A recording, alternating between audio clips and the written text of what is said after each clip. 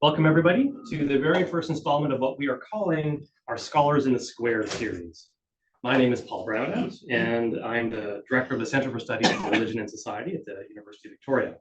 I've been on sabbatical for about a year, and I'm so happy to be back with my colleagues and friends. Now, the new Scholars in the Square format combines the very best of the CSRS, in my view. Cutting-edge research from established and emerging scholars, warm and respectful conversations with peers, and an open engagement with the larger world. These hour-long sessions are going to follow an unusual, but now a common format.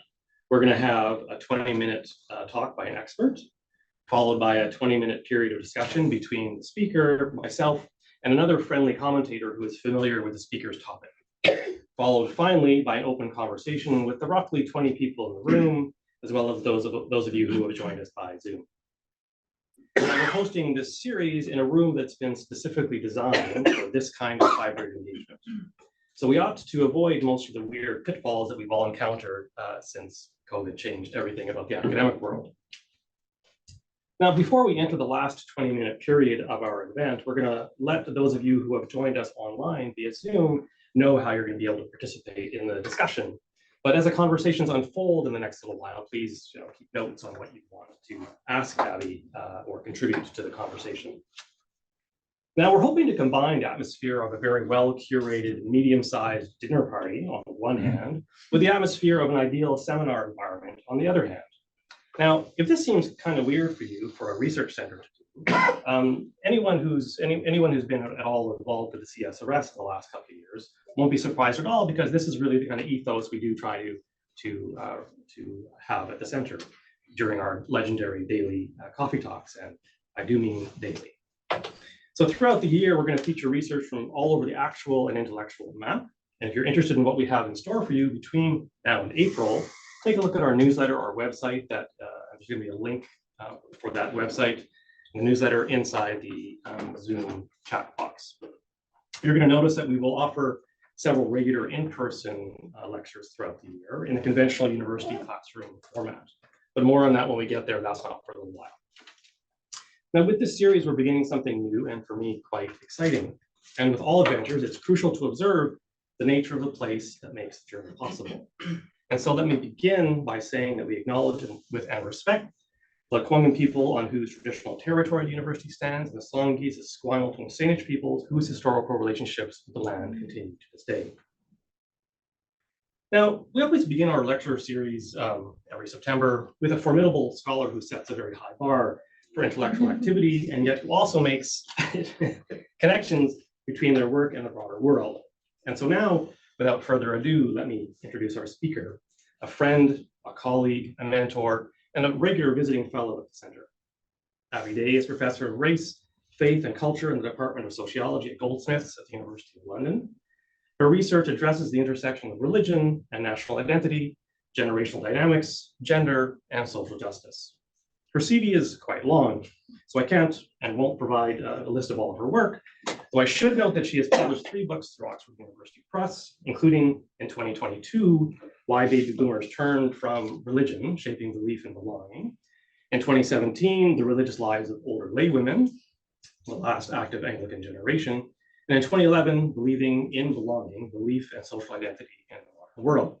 She's presented on some of this work at the center in previous visits. I will also say that I especially appreciate her approach to the sociology of religion, which is a field I'm in also, and especially her commitment to helping us think about generations and diversity in our field and in the broader world. Now, I mentioned that the second part of the Scholars in the Square format features a conversation between the speaker, myself, and a friendly colleague who is familiar with the researcher's key interests. That will be the norm in this series. However, since I'm actually familiar with the questions she is posing, Abby and I thought it would be a good idea for me to play both the role of the friendly colleague and the role of myself, I guess. And so now I'm delighted to turn the room over to Dr. Abby Day.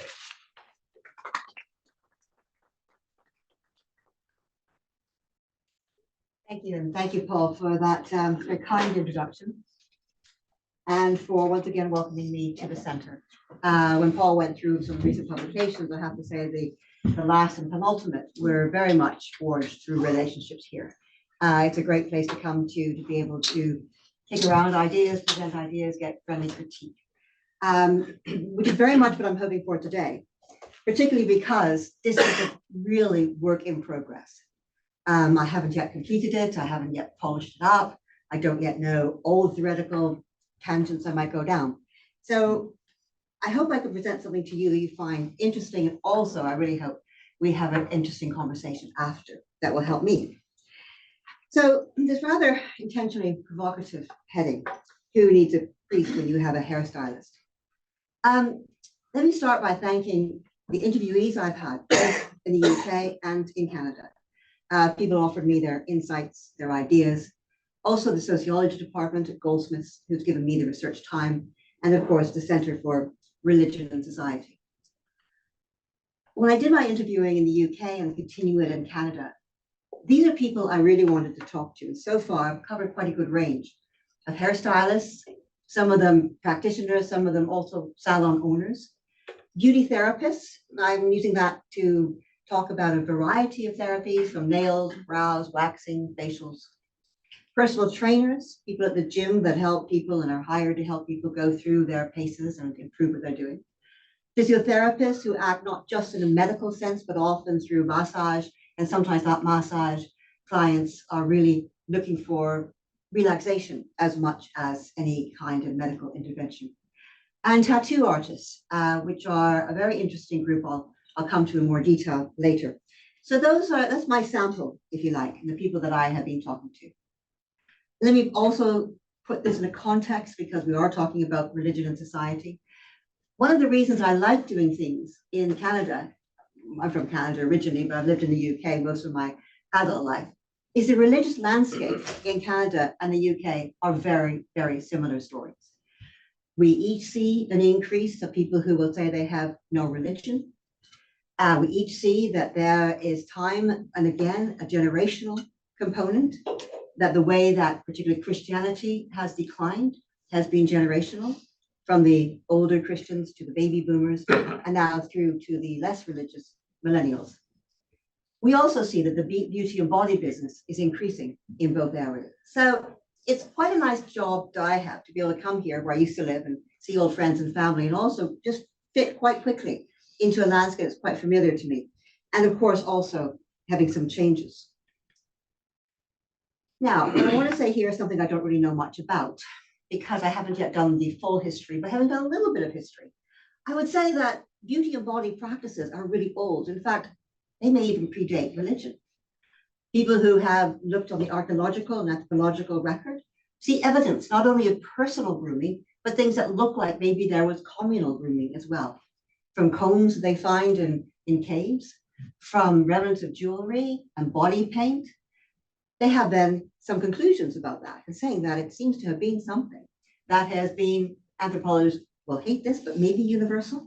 And for a long time, maybe even pre-human. When we look at some of the studies of primates, our closest cousins, we see that they engage in what we can call grooming. They engage in a lot of stroking, a lot of combing, something that seems perhaps to be quite fundamental to human beings. So my research objective for this project was to understand why non-religious, non-spiritual experiences, and I'm describing these initially as non-religious and non-spiritual, although I will wait to be corrected through time in my fieldwork, why are they so satisfying and to some extent have the same role apparently as religion? In my research, I focus on the process, not just the outcome. So it's not just a matter of having great nails. It's a matter of the process of getting these nails and what are people doing when they're having that done. I'm focusing on the professionals, not the clients. I wanted to look at how the professionals see themselves, and if they see themselves in any way that I might think through in terms of a secular priest. I'm using interviews, some participant observation, and I'm carrying this through on an inductive method, meaning I didn't start with an hypothesis. I didn't start with something I'm trying to prove. I started with an idea to explore and see then where we get to. I won't go into this in a lot of detail. As you know, there's many definitions of religion, but I want to draw your attention to two strands I think are important and are influencing my work here. And broadly, I'd call those strands the Durkheimian and the Weberian. So in the Durkheimian strand, we look sociologically very much at ideas of social cohesion and collective worship, and worshiping something bigger, perhaps not God, maybe society. Looking at moral codes, yes, but the sacred and the profane, in other words, providing some kind of duality that people might see between the other world and this world or everyday. And then there's a Weberian strand, where it rests on the idea that people may wrestle with a quest for meaning and need religion for that. Perhaps they want to have answers to what they might be called the ultimate questions. Does God exist? What are we here for? What's the point of life? Now, anybody with any sort of linguistic interest may note I have a slight tone in that, don't I? Apparently, people wrestle with it, because I'm not convinced about that. I'm not convinced, and neither was Max Weber's wife. Little known, Professor Marianne Weber, who was a sociologist in her own right, and like many women academics have been subsumed in the other bits of hierarchy, she disagreed with him. She thought that many of women's needs were being subsumed within a patriarchy, where men's needs were being satisfied, but women's weren't. And she said we should draw our attention more to what she described as the embodied practical need for material existence, the embodied sensual need for erotic and sexual gratification, the psychic need for agency, self-directed action, the emotional need for intimacy, and the ethical needs for moral autonomy and harmony with others.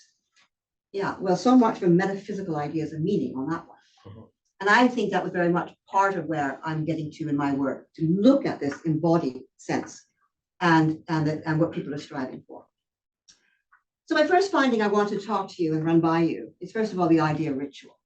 As Catherine Bell notes, ritual is often defined in the eye of the beholder. So let me describe what I mean by ritual here. And partly Durkheimian, I agree that rituals are essential to the maintenance of social order, and they serve to reinforce shared beliefs and values. I also follow the work of Arnold van Gennep and Victor Turner, who looks at ritual in terms of symbolic transformative journeys.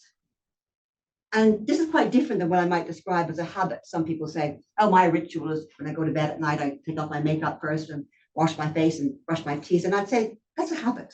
It's not really a ritual. What's behind there? Where is the symbolic value of what you're doing? So this is what I'm stressing here, the idea of ritual. So if I look at people I'm talking to, I can identify and want to talk through the three stages of their ritual journey. And in this classic model of ritual, a person leaves a place that's their old life or identity. And I often with my students take an example of marriage or even graduation. So there you are, let's say at home, and you haven't quite moved into the church or into the place where you'll graduate, and you're kind of a student, you're kind of single, but you haven't quite arrived there. And then you go there to that place. It might be a registry office or a church or the graduation hall. And there is a very different kind of identity because you're really in between. You're not the old student, but neither are you yet the graduate. And there's a thing going on. There's a ceremony of some sort, and somebody's saying things. And this is a very in-between and liminal state. And then you emerge. And you emerge as somebody probably a little different. Maybe you're a graduate. Maybe you're married. But something's changed in this ritual journey. And I see that happens in the kinds of examples I'm looking at. So let's look at some of those stages. The first stage I see is a stage when one enters and prepares for what is going to happen. And whether that's a hairdresser where you're going to get your hair washed, or perhaps you go to the manicurist where they take the old polish off. You go to the gym, see a personal trainer, the first thing they say is warm up on the treadmill. And then you look around and you see that the room or the space is also being prepared. It's clean, the equipment's put away, it's ready for you. And that, I feel, is the first stage when you enter this environment. But what is that environment? And certainly through my interviews and discussions with people, the more I hear about it, the more I see this as a very safe, sacred space, almost following Durkheim in a way, between this world and other world. But it's a safe space. Dori Massey talks about not place, but space, and says that's a network of human relations. There is something in there. The beauty therapist I interviewed and said, when you come in here, your life stays here. It's a safe space for you. You can leave your troubles at the door, and we can help in any way. This is your trusted space. So they're very aware when I talk to the practitioners and professionals, they're very aware that this space is special, that they are asking people to enter. And they want that to be a safe space. that space is often shared. And it may be shared by people who are working out together at the gym. It may be shared at a nail bar with somebody next to you. And when you look around and you look around in those spaces, that's what you see. You see it looking from side to side. You see it in the mirror. You see everybody is doing what you're doing, whether it's lifting weights or getting their head down. So it's a communal sense of people doing things. And often there's some chit chat that goes back and forth, like, that's a nice color for your nails. Well, I wasn't sure. I was thinking about trying that sparkly bits, and then a bit of a laugh and the wedding they just went to, that sort of thing. Or at the gym, maybe not so much direct conversation when you're doing something with your PT, but afterwards, as you're leaving, you're chit-chatting with other people. There's a sense that you're there with people like you who are there for the same reason, for a sacred time, for about an hour, like a church service. And it's a time without judgment.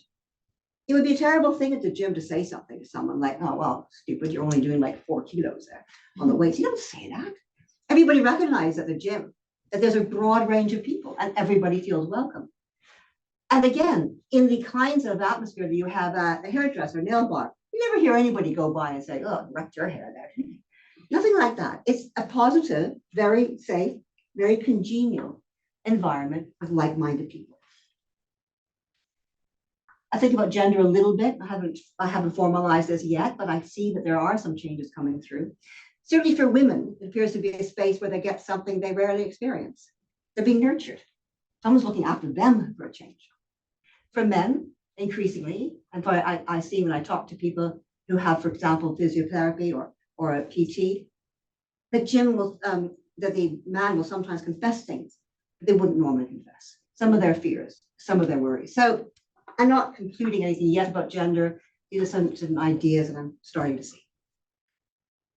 So what happens in this now stage of where they are? And I think there's two aspects to this second stage. And the first aspect I'm going to talk about is confession. Because clients talk, they talk to their professionals, and the professionals listen. Doesn't matter what the particular treatment is, this seems to be a very common thing. People talk and they're listened to. And what do they talk about? Well, things that people didn't really expect. When I talked to people, most of them said when they did their training, whether as a PT or as a hairstylist, they didn't know that this was a big part of the job. As one of them said to me here, well, at the start of the career, I didn't think about it. You're dealing with people, but you're dealing with people one-to-one. And this is something that comes up a lot in my interview, the idea of dealing with somebody one-to-one and how this kind of transforms a space. And as this PT says, so at the moment, some people come to a session, it's like a therapy session. Okay, I mean, this is a guy who teaches me how to do dentist, but it is sometimes a bit like a therapy session. They hadn't quite expected it, but then they realized that is what it's about. You build trust. As an owner of a salon said to me, looking at his career, he said, if a client doesn't return, it's for one of 3 reasons. We cut their hair too short, we didn't wash it properly, or we didn't listen. And he says, that's why they keep coming back. It's a relationship. So some of these relationships that are discussed, I'll just give you a couple of pencil sketches here that I found interesting. The hidden nose job. One of the PTs said to me about her clients, she said, one of my clients told me that she'd had her nose done and she hadn't told her husband because she thought he disapproved. So I thought that was kind of interesting. And then it got more interesting the more we talked. The husband didn't notice. And so she said, I don't know I'll ever tell him. Why should I tell him now? So it opened up quite a lot of conversation, but things that she wouldn't have said to anybody. A physiotherapist I talked to said that once when he was giving a farmer a massage for some of the injuries he'd had, he literally started weeping and saying he didn't know what was going to happen to his farm because his sons didn't want to go into it. And this physio person said to me, you wouldn't see a big, strong man like that on the street thinking they would be that person. But in that safe environment, they did.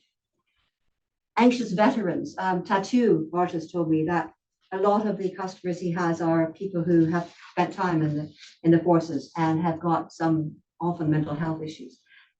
And as an interesting aside, the tattoo business is the only business so far I've found where people are actually formally given some training. That there's a veteran military association who recognizes this is a place where this happens and has reached out to the tattoo artists and given them some guidance. The neglected wife and mother, well, there's several of those that come up in the research. One in particular, I can remember the physiotherapist saying to me, this is woman, and she came to me and she said, it's so nice that somebody will listen, because at home, her husband and her kids just watch TV. They just watch the football. No one talks to her. No one listens to her. So these spaces seem to be spaces where people feel that they can have this kind of listening. And then the second of those stages I would suggest is absolution. So what happens during all this chat? Well, as masseuse explained, for a few hundred years, people would go to confession, and then they drop in there and they feel free. And the priest says, he made the sign of a cross, it's okay, now you're free. And the masseuse says, so I say that sometimes. I just say, it's okay, it's fine. So there's a very big difference here, perhaps, between the priest and the beauty professional, where most beauty professionals are really adamant that they're being non-judgmental. Not, I would say, in a way that many priests would perhaps be more judgmental. So they see that could be quite a difference. So the sense of absolution, and the sense that, as a beauty therapist said, one thing she learned in her job was you really have to understand the variety of experiences that people have and not make judgments. And she gave me this example. You can read it faster than I'll read it. But her example here is, you might just find somebody in a car who's doing something stupid. Well, don't honk at them. They might have had a really bad day. Or they may have had a really good day. They might just not be able to concentrate. And she said that in the context of people that had come into her studio. And sometimes she feels that there's just something lurking, something that they want to talk about.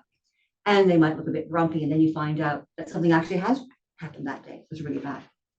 And so she feels the most important thing is not to judge in advance how people might be or what they might say. So there is that sort of idea that this is a non-judgmental environment. That's not to say it's without any kind of moral inflection. Sometimes it's quite strong, not in a nasty way, but as one personal trainer said, in the discussions they have, he feels he could just help his clients go on the right path, as he put it, because they want to achieve a certain goal. They want to achieve a certain goal in terms of their fitness. So he'll help them be on that path. That's a sort of religious overtone. Another trainer put it, help them develop better habits. So they're asking, of course, for this. It's not somebody on the street that's walking by, somebody paying for this transactional relationship to say, please tell me how to get better. And they do. But the words they use often sound quite moral, better, path. And then, of course, the laying on of hands, the power of touch. This is something that occurs in all of those environments. Even the facial that she describes here is talking about, I know I'm doing this. I'm putting my fingers on these are the pressure points. I know those are the pressure points. I know how to press. The door's closed, the lights are down. And a sense of being a very safe space, a very warm space. And of course, touch has so much about human relations. And then they leave. They go out the door. And they leave, and the therapists often say to me, I just want them to leave feeling better. As one said, I want them to feel stronger. I want them to feel they're making progress. As she said, if they feel better when they leave than when they came here, I feel my job's done. So they return to the outside world. So in conclusion, where am I getting to in my field work? Well, I'm still doing it, but I'm starting to have some kinds of reflections on these 3 areas in particular. I'm looking at the social self. I might call it the buff self. Actually, Charles Taylor. Sorry, the joke on the buff itself. It's a performative practices of identity that go on there. I'm looking at more at the sociological body and how we see the body, how things are inscribed on the body. And the sociological soul. Not a lot of sociologists talk about the soul, but there is something there about people giving this kind of opening and this kind of symbolic idea of opening themselves to try to make sense of their experiences and their emotions, and sometimes they're very deeply felt emotions. And I don't know, where will we go here? Theoretical pathways? Well, maybe you have some ideas. I think I'm going to contrast something with some Christian puritanical themes about the senses, the bodies as dangers, perhaps, looking at Wilson or Taylor. There's definitely going to be a feminist turn. People like Weber, Marianne, Callum Brown, and myself, looking at how people have turned away from patriarchal, esoteric hierarchies. Probably throw in a bit of Foucault, you have to, really, don't you? But talking through Turner Maguire about cultural legibility on the body. Goffman, Stuart Hall, Goffman, great Canadian sociologist, thinking of sociogenity. So that's where I think I'm getting to, but I would really be very, very interested in your comments here, I hope, And if you've forgotten something and want to do it later, then please just email me. Thank you very much for your attention for now.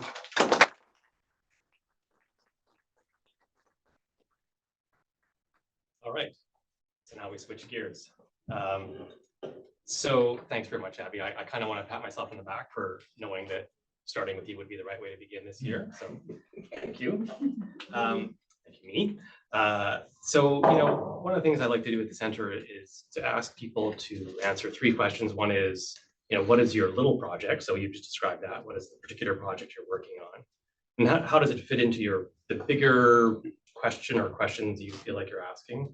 And then kind of the third variant of these core questions are, why you? What is it about this topic and you in your life that really makes it appealing?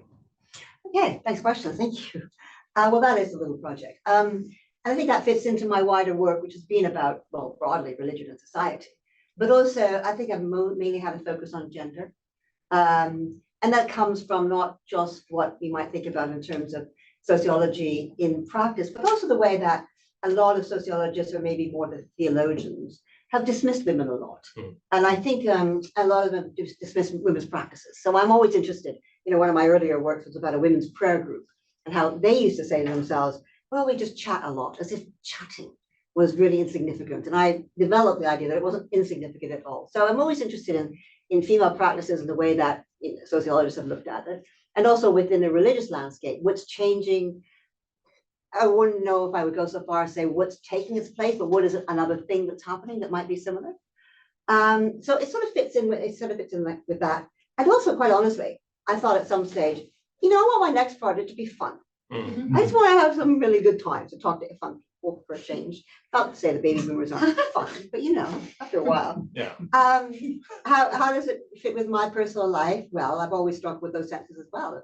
What's important to me. The first time I had a pedicure, I have to say, I wasn't going to. And I was, not really the sort of person who would go to beauticians very often, but I had multiple sclerosis, as you know.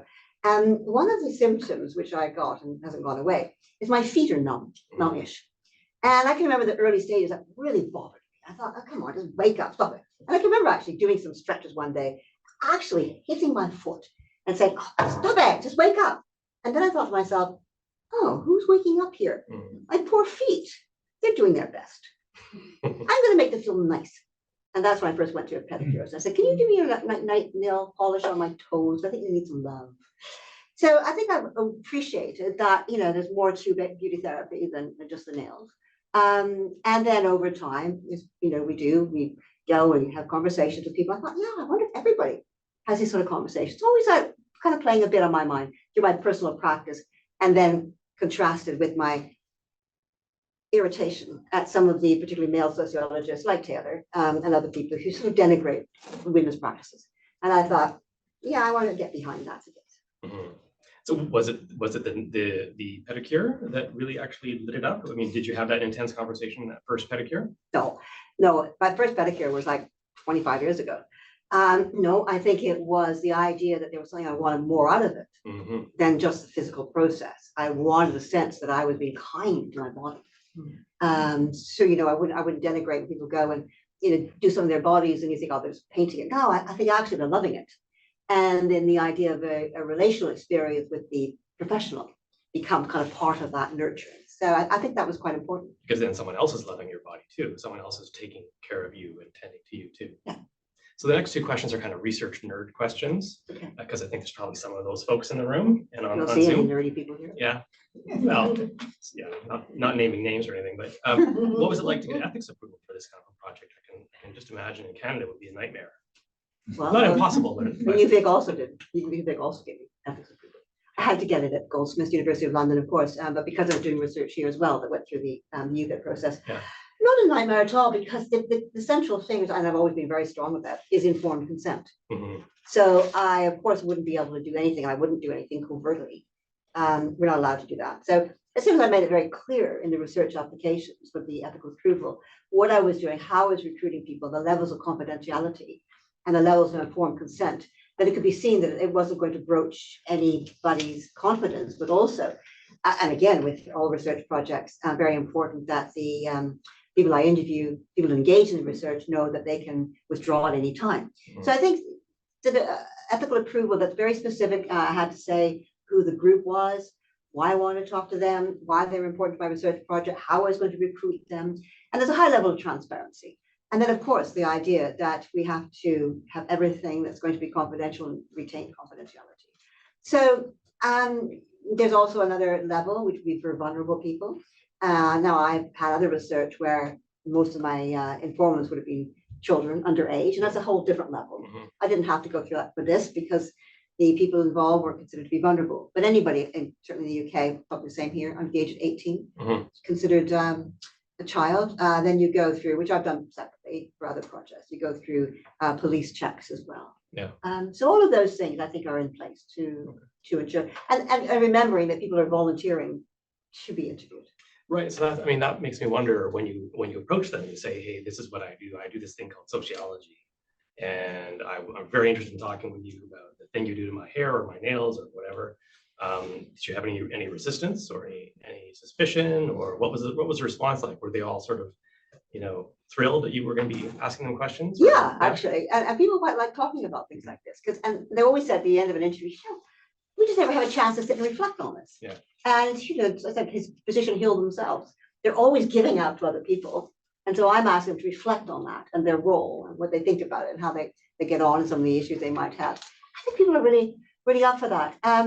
It's always important when you're asking people to be a part of your research, the very, very fine line between giving the whole thing away. I didn't go in, big gun, say, hey, I'm researching religion. Are you religious? Let me talk to you. I said, I have an interest in sociology and mainly sociology of religion, spirituality, and interested in embodiment, in physical bodies and how those things might. And they go, oh yeah, okay. And so pretty well, people will, give me a bit of time. And also I think it's important that there are people that are, very few people that I would interview absolutely cold at the beginning. So mostly you start with people I know, and then you do the snowballing effect. Yep. So then they might refer you to people they know, and then you carry on.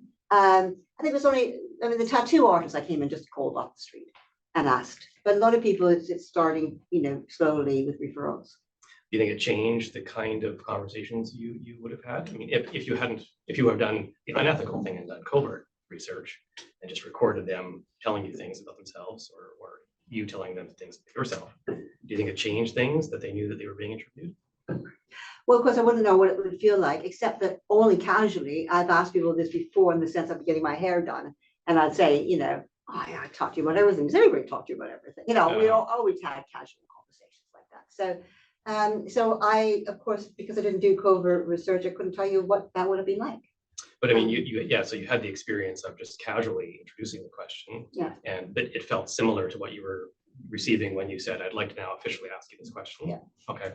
And also, sometimes that's how I got my interview started. I would say, as we were starting to chat, I'd say, well, at some point, a couple of hairdressers, I did that. Look, wait, I'm actually kind of interested in that for my research project. Can I make an appointment with you just to talk to you about this? And I'm going to send you a consent form and they say, yeah. So then it becomes another discussion. But did you ever have an interview where you were being tended to as you were doing the interview? Yeah. Okay. Yeah, but not as a rule. Right. Most of the time, because I respect their time and space, I would set that up as a separate thing. But yes, there was a case when I had done that and it's so far along and I was getting out some very interesting information, but I would still have to stop because it hadn't given me informed consent. Yeah. So then stop and then start again. Right. At another time. Did the tables ever get turned? Because I know sometimes when I'm getting these kinds of services, if I'm getting them from a person who doesn't know me and they ask me what I do for a living, sometimes I'll just think, how much energy do I have today? Maybe I want to just say that I'm in insurance. But if I say I'm in religious studies, I'm curious about spirituality and embodied practices. Some of them then want to interview me. Did that ever happen? Well, people ask me about my job. Yeah, and if I'm religious and that sort of stuff. We eventually will probably talk about that. But to a large extent, and I found this before in my interviews, so much to my shock, people aren't that interested in me. Yeah, I know. That's weird, right? I know, exactly. And they might just sort of casually say something, but I think people love talking about themselves. And they love talking about the ideas that will prompt during the discussions and the story that they will tell. In fact, that maybe they like that I'm being non-judgmental, but prompting them to tell me a bit more. Are there any bodily services that are more or less likely to elicit this kind of intimate interaction? I'm just thinking about the difference between having your bikini line waxed, if that's what it's called, versus having your toenails done. In other words, is it more likely that people who are really intimately involved with you just might want to keep some distance versus someone who's just at the far end of your body, dealing with your toes, might be okay? I think, although, one manicure said to me that she thought that, not a manicurist, beauty therapist, she thought that the waxing, people having a wax, that people were more likely to talk to her. But also her physical environment was quite different because she was in quite a busy open space doing the nails. But when it comes to waxing, there was a separate room. So I think it depends on the physical space and the context. And that may correlate with one of the treatments, but I think it is that sort of space. Is there the sense of not total confidentiality, because I'd be surprised how many people talk about stuff with people around, but also people aren't. I said that to one hairdresser. I mean, people talk to you, person next to them is also talking. I said, yeah, but people don't listen to the person next to them. Yeah. They want to listen to me. Or as one hairstylist said, which I thought was really interesting, he said, and sometimes you got to ask yourself who they're really talking to. I said, well, what do you mean? They're talking to you. And he said, who are they looking at in the mirror? Look at themselves talking like this. So when you're doing these interviews, you're doing them in London, I assume, in an urban space. I wonder if you imagine that it might be different if you were to do them in Victoria or in a small town in England. Well, sorry, I should have updated you at the beginning. I have done them in London, also small towns in England, and also towns outside of England in Eastern Europe. That was just sort of happenstance. We did a couple there, and also I'm picking things up in Victoria. Okay. What do you notice? I don't notice anything different, except what I notice is, again, the variable I think is partly the regularity. When I start telling people about this research, they go, "Oh yeah, the barman," and I say, "No, it's not the one-off barman. Where suppose you go and you tell all your troubles to because you don't see them again. This is a relationship that builds up because you are going to see somebody again." And I think that's probably one of the variables that will be most important. And most of my interviewees have said that they're, it's over time that these things build up and they get much more out of things. So I don't know how much, going back to how I opened, I think this is so universal in some ways, getting groomed, getting nurtured. I'm not sure that I will yet find a difference regionally. So the last question is really, before we enter into the bigger conversation, is about the differences between you and them. So typically there's going to be class differences, often if you can afford to have these kind of services. And sometimes they're newcomer folks to Britain or anywhere else. What kind of difference does that make? Well, conversation, it may make a difference if the therapist doesn't have language the same as I do, and I don't have their language. So of course we can't converse. That won't make a difference to what I'm looking for. It may not make a difference to their overall experience. They might really enjoy it. A class difference, yes and no. I mean, getting nails done is quite ubiquitous nowadays, but also even if you don't get it done regularly, you might get it done for a wedding, for a party, and certainly in a small town. I know one of the beauty therapists says she'll only see one client like 3 or 4 times a year for those occasions, but they still have very interesting conversations. And also, I think class, of course, is important, and I'm paying for this, but I'm also completely vulnerable because I don't know how to do these things, and certainly when I look at the PT sessions I have, I mean, some of them are quite dangerous if I'm not being helped to do things properly. So kind of levels the field quite a bit in terms of relative power. Yeah. Okay, so now we're going to pivot toward the room and the folks on Zoom. I think Scott is going to put whoever's on Zoom on the screen somehow. A piece of paper here because I like to write down. Hey, hi everybody. And if you have questions, I think Rachel's probably giving you some instructions about how to write your questions in so that Rachel can articulate them for you, or perhaps she can invite you to articulate your own question. But in the room, are there questions or comments for Abby or on the topic? Yeah, Brian. That's fascinating. I'm wondering how your research fits in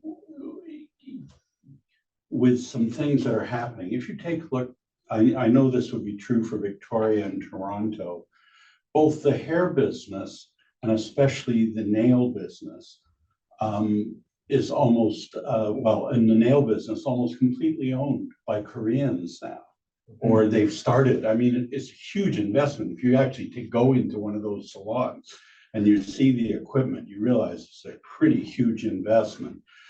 And I've been to a couple of different ones, and in both cases, the language you were mentioning about the language skills. So it's very difficult to talk to them because you don't have that. Does this change the dynamic, do you think, of what's being done? Does it change the experience from one in which there's relationship to one in which essentially the relationship is primarily an economic one in exchange for a technical service? That's a great question, Brian, and I don't really know the answer. And certainly in the UK context, I was sort of observed that many of these new nail bars are Vietnamese, not Korean, but nevertheless, we have those language issues. But it does make me think about how I will look at that in terms of nonverbal communication. And wondering what the significance might be about that. So yes, that is something to think about. Thank you. When I was in the beginning parts, I was just thinking about surrendering control. So like when I'm sitting on the chair and I'm very conscious about my hair, and if it's cut too short, I'm surrendering control to the hairstylist, right? And for me, a type A person, surrendering control is a bit difficult. Like I'm working on it spiritually, psychologically. So does that surrendering of control, were there any questions about it in your qualitative research? Well, not in so many words. I've just noted that down. It's a very interesting thought. Thank you for that. Not in so many words, but few will say that they feel that people have the professional told me that people have the sense of letting go. And I find that particularly in the full body, the massage and physiotherapist. I mean, that really is talking about, being naked often or close to naked. And the sense that somebody will, on their first visit, have quite tight muscles in their back. They're difficult to unlodge, and then over time become more relaxed. And so the vulnerability and the lack of control is something that I think people know when they go in, but not the level to which they're doing. Brows in particular. I hate getting my eyebrows done because if they're when the wax too hot, it leaves a red mark. Oh, you have to really be careful. And I think there is that sense of who am I going to? On ethnic identity, I certainly don't have and won't have a large enough sample to make any kind of strict variations, but so far, the only thing I would say would be a difference would be the extent to which language might be a barrier. I got in an argument with my barber last week. You're brave. Yeah, well, and I know him quite well, and it was about religion. Surprise, surprise. And I was actually thinking about this question of, well, he's got something very sharp near many parts of my body that I don't want cut, or he could just, put an X in. So I was imagining showing up here with like big strips in my hair. So thankfully he was cool about it. Yeah, go ahead. Yes, thank you. It was a very enlightening presentation and I really enjoyed it. My comment is, since all of these services that are in your research, like you mentioned, are transactional, there is money involved, and some services are like higher paid. So I'm wondering about the dynamics or the demo or the class status of the clients. And since it's mostly London, and I'm like, since you said that you also interviewed stylists from other smaller towns as well. So I was just wondering, in terms of the dynamics, especially in Victoria, it's also mostly older women coming, or like even men for hair, perhaps for like they're dyeing or balayage or whatever service they're taking. So I'm just wondering, are they listening to them because there is a transaction involved? And I'm just comparing it to the priests, right? Where it's more, it's not about transaction, it's more about spirituality. So how would we kind of, where do we draw a line? And I'm just hoping, if there wasn't a transaction involved, how would that relationship be like? This thought, I didn't talk about it here in this particular presentation, but this thought has been on my mind a lot. To what extent is the exchange of money valued or devalued in terms of transaction? And does that have an impact? And I don't know the answer to that. And I'm not sure how clear it would be to say that. And also that there is something always invested. So the priest may not ask directly for money, but there's something invested. His role, her role. So there's always something that kind of goes both sides. The people have talked about clients that they didn't like.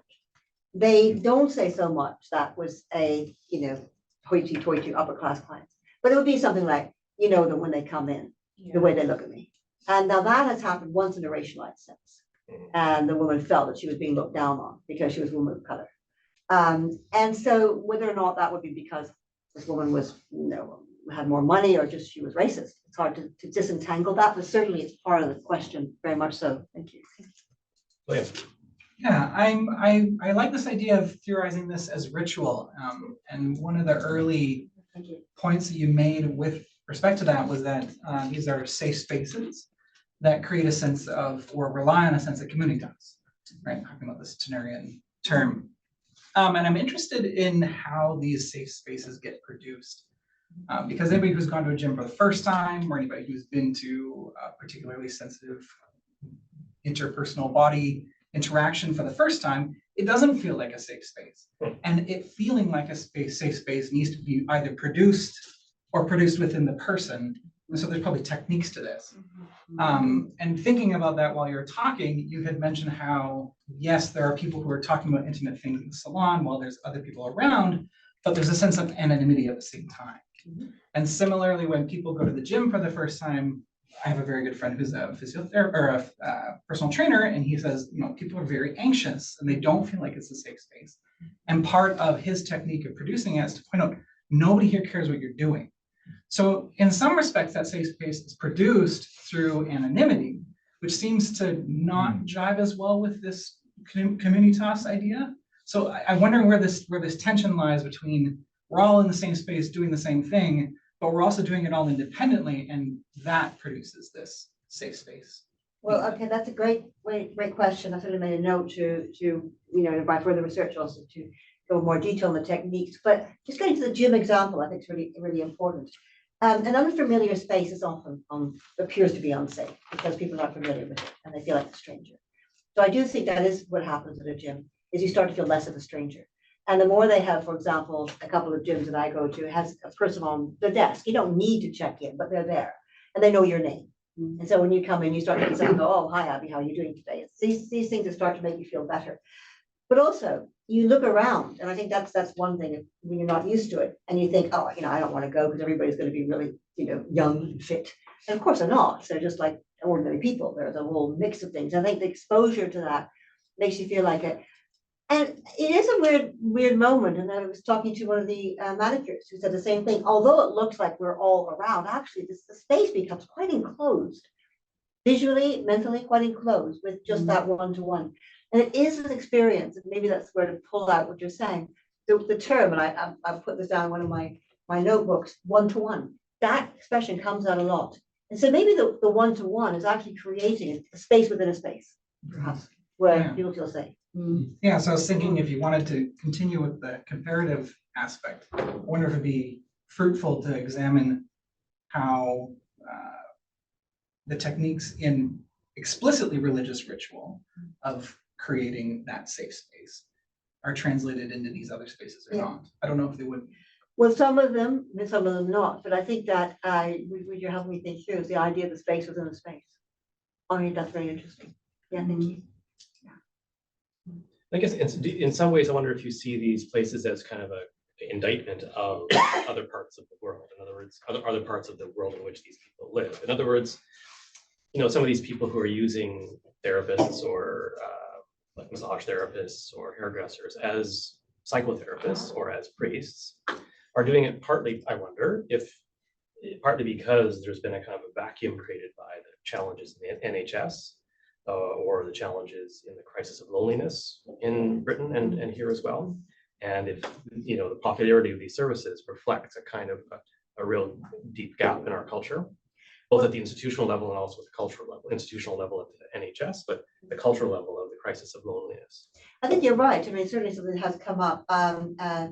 One of the beauty therapists and one of the PTs said to me, mental health issues. He said, those are so much more than they used to be. Yeah.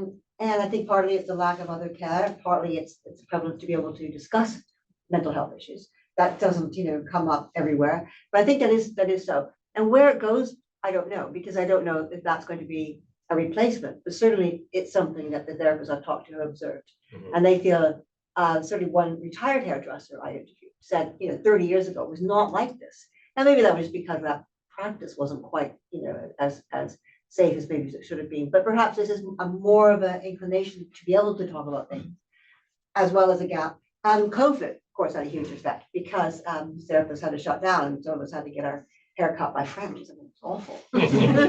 But also somebody said after COVID, they got much busier with people wanting to get their eyebrows done because with COVID, everything was online. You saw yourself. And they said, people have to look and see themselves so often. Go, wait a minute, how does my hair look like this? I don't know. That's anecdotal if it really provoked a lot more, but I'm curious if you have, or if you've thought about speaking to women that do henna applications. it's just worn off. Just because it's very cultural, right? It's a specifically cultural thing, but it has branched out now to women getting it for non-cultural reasons, right? Because it's pretty, because it's cool, and whether or not, like, I think you get very different responses from what they are hearing from a woman who's perhaps South Asian and about to get married versus somebody who's coming in because they think it's really cool. Like if you go to folk festivals now, there's somebody there that applies.